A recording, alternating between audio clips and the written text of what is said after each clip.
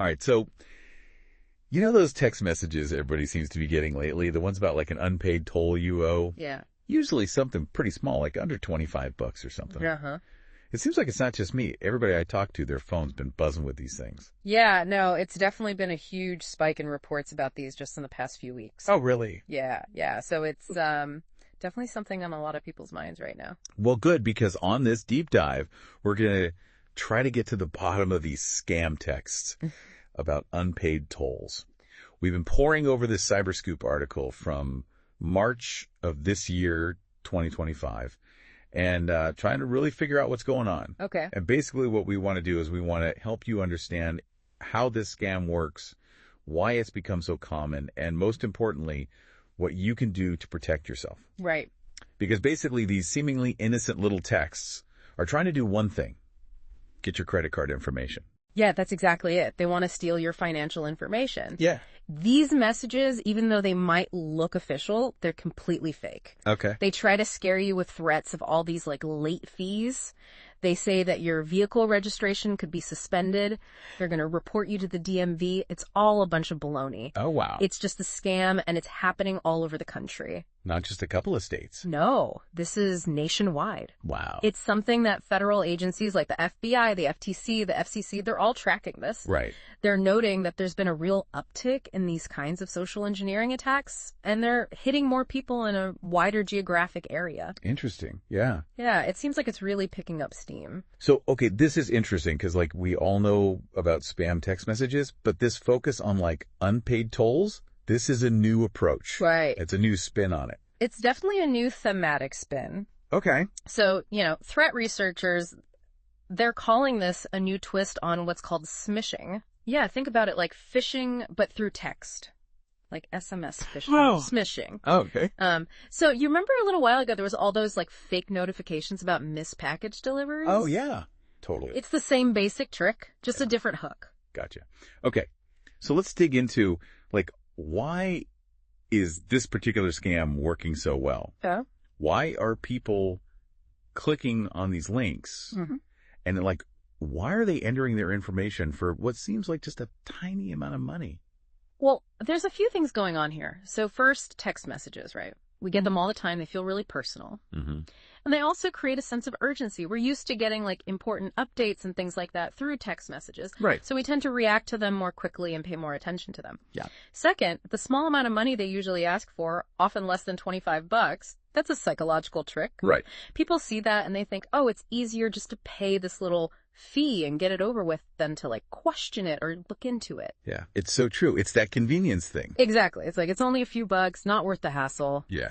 But this guy, Aiden Holland from Sensi's, he said something that I thought was really interesting. He's like, they don't care about the $7. They want your credit card number. They know that that's a low dollar amount that most people will either pay without thinking or not give it a double take. Wow. So it's really brilliant in a kind of messed up way. Yeah. The small fee, it's like it hypnotizes us, makes us less suspicious. Yeah. Okay, so then who are the people actually behind these scams? Well, threat researchers, they're linking these unpaid toll scams to cyber criminal groups that security experts are already watching. Yeah. And get this, the technology and the phishing kits they're using, those are believed to be coming from China. Oh, wow. So phishing kits, think of that like a DIY scam packet. Okay, I get it. So it really lines up with what we've seen with other text-based scams. Renee Burton, VP of Threat Intelligence at Infoblox, Yeah. She said, it's the same folks who are doing all sorts of text-based scams. They're always looking for new ways to trick people, new vulnerabilities. So it's like they're not new criminals. They're just changing their playbook. Exactly. They're just coming up with new plays. Okay. So the scale of this whole operation, it sounds enormous. Like the article mentions tens of thousands of different URLs, right? Yeah. And they're constantly registering new ones. Yeah. I mean, how do you even keep up with that? It's a huge undertaking. It's like industrial scale scamming. Yeah. So the fake websites they link to in these messages, they're designed to look a lot like the real websites used by toll road authorities. Okay. So they might use similar names like Edge Drive or Ease Pass or Fast Track. But here's the thing. Here's how you can spot them. All right. Look at the end of the web address. Oh, the top level domain. Exactly.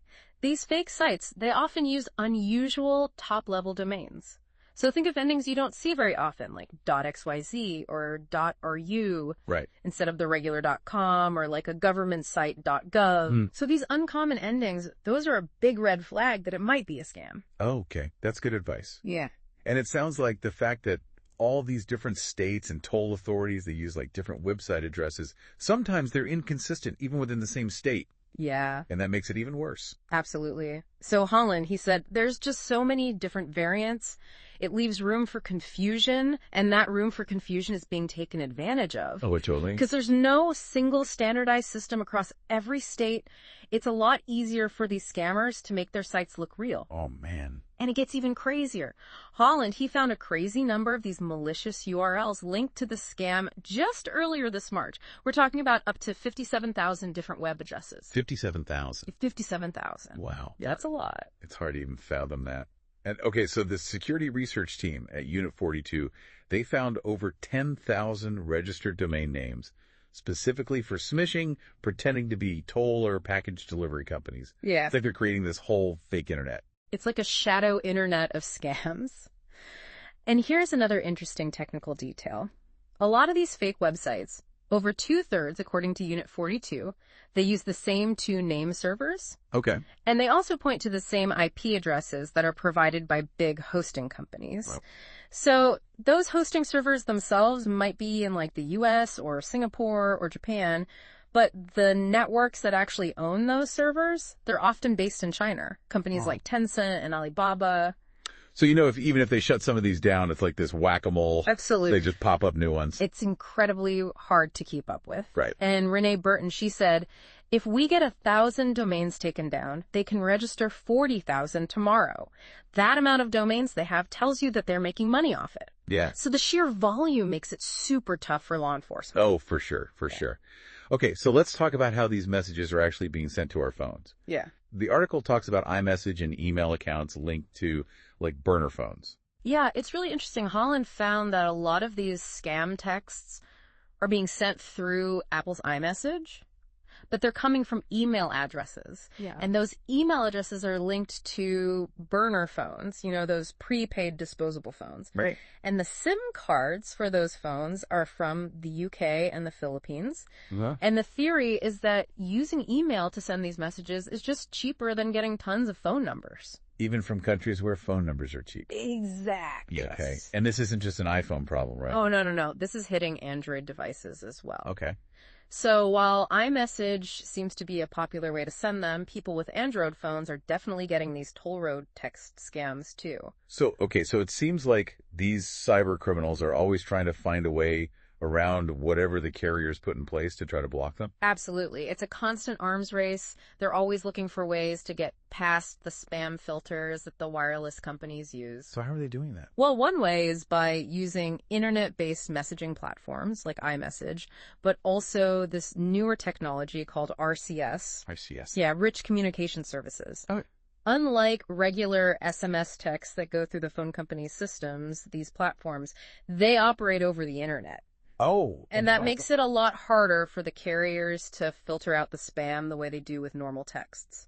So because these messages travel over the internet instead of the phone company's regular network, Yeah. it's harder for them to block them like they do with regular spam texts. Exactly. They're kind of slipping through the cracks. Gotcha. So it sounds like it's going to take a lot of work from everybody to get a handle on this. Yeah, it definitely requires a team effort. The spokesperson for the CTIA, they said that there needs to be better cooperation across the entire messaging ecosystem. So that includes the wireless providers, but also these internet-based platforms, to figure out a way to combat these new tactics. Yeah, for sure. And it looks like this scam is spreading from state to state. It's on the move. Oh, yeah, it's not staying in one place. Oh. Earlier in March, researchers saw this happening in at least a dozen states across the U.S. Wow. and even one Canadian province. Wow. So this is something that could potentially affect a lot of people in different areas. Definitely. It's a widespread issue. Okay, so given all this information, Yeah. what can we do to protect ourselves from becoming a victim of this scam? Right. Because I know the FBI, the FCC, the FTC, they've all put out some advice. They have. So what are the most important things that we need to know? Well, number one, be cautious. If you get a text about an unpaid toll and you weren't expecting it, don't click on any links.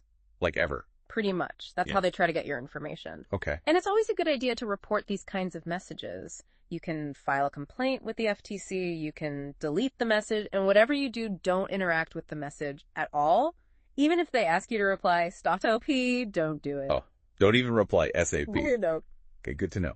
So other things that people can do Absolutely. is like reporting the text as spam Yes. through your phone settings. Yes. Block the number. Yes. Forward the message to 7726, Uh-huh. which spells out spam, to report it to your wireless provider.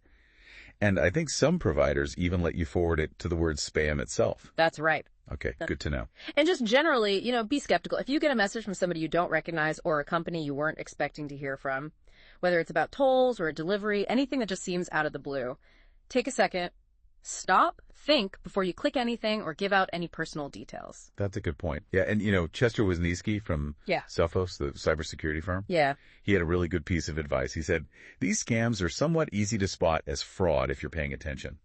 Remain vigilant for non-U.S. country codes and look for unusual top-level domains, which are often a tell for suspicious activity. That's great advice. Yeah, it's all about those little details. Absolutely. Those little inconsistencies, that's how you can tell if something's not quite right. So basically the big takeaway here is that these text messages about unpaid tolls, this is a scam. It's widespread. They're not trying to collect a little tiny toll fee. They just want your financial information. Right. They use social engineering and create this false sense of urgency. Exactly. And the best thing we could do is stay alert, never click on those links, and report any suspicious messages to the right people. That's the key. Be vigilant. And so one final thought. Our increasing use of internet-based messaging platforms. Yeah, it's super convenient, but it creates more opportunities for these kinds of scams. Oh, definitely. It's a double-edged sword. Yeah. So what challenges will this create for us as consumers trying to stay safe? Right. And for the authorities trying to stop these scams? Right. Because they're always changing, so it's something to think about. It's definitely a cat and mouse game. Always evolving. For sure. Yes. All right, well, thanks for listening to this deep dive, everybody, and stay safe out there. Absolutely. Stay vigilant.